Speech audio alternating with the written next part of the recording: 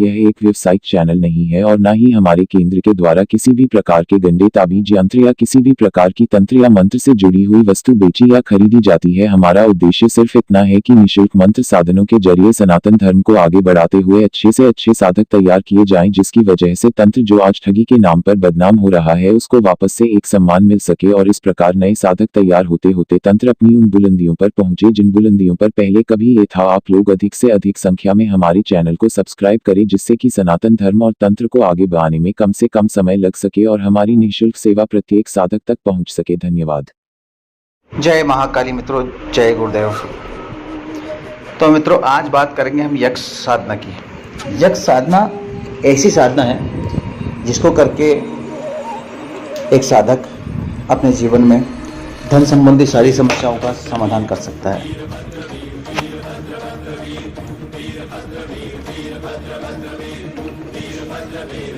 तो आज मैं बात करूंगा यक्ष साधना की। यक्ष साधना साधक की रक्षा करने का इसका बाएं हाथ का खेल होता है। यदि ये पूर्ण रूप से प्रसन्न हो जाए तो सट्टे और लॉटरी के नंबर भी देता है। कुछ ही दिनों के अंदर साधक को करोड़पति बना देता है। यक्ष एक सौम्य साधना है, ये तामसिक साधना नहीं है। इसमें यक्ष कभी भी परेशान नहीं करता है और अगर साधक उसको अच्छे से खुश कर दे तो उसको जिंदगी में कभी भी, जीवन में कभी भी कमाने की आवश्यकता नहीं पड़ती। इतना धन आने का रास्ता वो बना देता है। कहाँ से धन आता है, कहाँ से नहीं आता है, वो यक्ष के ऊपर डिपेंड करता है कि वो कैसे धन लाता है। आपको कहीं से भी धन ला कर देगा, लेकिन आपके जीवन में कभी धन की कमी नहीं आएगी। साथ ही आपका जो शरीर है वो सुडौल और इतना सुंदर बन जाएगा कि प्रत्येक व्यक्ति आपकी तरफ आकर्षित होगा और प्रत्येक व्यक्ति आपकी बात एक ही बार में मानेगा। मतलब ये आकर्षण का काम भी करता है।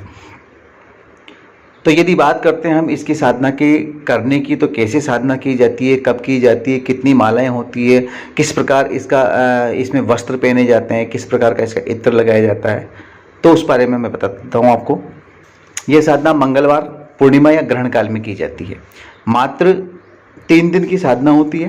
रात को 10 बजे अपने नहा धोकर, लाल वस्त्र पहनकर, लाल आसन लगाकर, लाल हकीक की माला से 21 माला रोज जाप करनी होती है और अपना जो मुख है वो दक्षिण में रखना पड़ता है। पंचोपचार पूजन करना पड़ता है। कवच की कोई आवश्यकता नहीं होती इसके अंदर, क्योंकि ये एक सौम्य साधना है।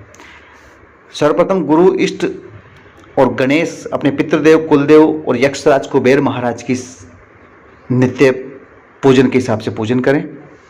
भोग में सफेद मिठाई दें। सबसे पहले एक मिट्टी की मूर्ति बनाएं।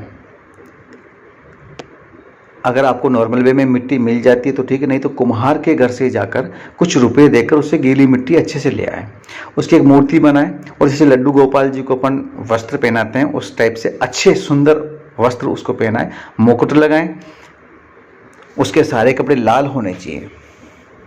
मूर्ति को स्थापित करें और स्थापित करने के बाद संकल्प लें कि मैं 3 दिन तक ये साधना में इतने दिन तक ये करूँगा। संकल्प की विधि मैं आपको दे दूंगा। संकल्प में कोई दिक्कत नहीं है। यक्षराज कुबेर का पंचोपचार पूजन करें। उसके बाद यक्ष का पूजन करें। मूर्ति को सिंदूर का तिलक लगाएं। धूप, दीप, नैवेद्य, सेंट, मिठाई, चंदन आदि से उसका पूजन करें। इसके बाद लाल हकीक की माला से दक्षिण मुख में बैठकर 21 माला का जाप करें।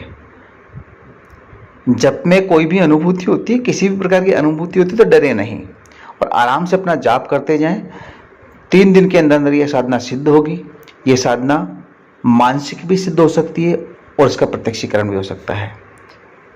जरूरी नहीं कि प्रत्यक्षीकरण ही हो, आपको मानसिक भी ये साधना सिद्ध हो जाएगी। और अगर प्रत्यक्षीकरण होता है तो इससे आमने सामने बैठकर वचन ले लें। अगर प्रत्यक्षीकरण नहीं होता है तो मानसिक वचन अगर देता है तो मानसिक वचन लें, अन्यथा मानसिक ये काम भी करने लगता है आराम से। ऐसा नहीं है कि कोई भी साधना अगर आपको प्रत्यक्षीकरण नहीं हो रहा है तो काम नहीं करेगी। अगर एक बार आपने साधना कर ली तो उसका कुछ अंश आपके जीवन में हमेशा के लिए रहता है।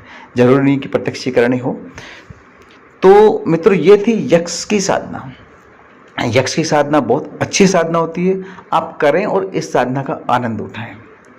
इसके लिए आप जो मेरा YouTube चैनल है इसको सब्सक्राइब कर लें और बेल आइकन को एक बार जरूर दबा लें, जिससे कि नई नई और सरल साधनाएं आपको मैं देता रहूं और आपके जीवन में खुशियों के रंग भरता रहूं।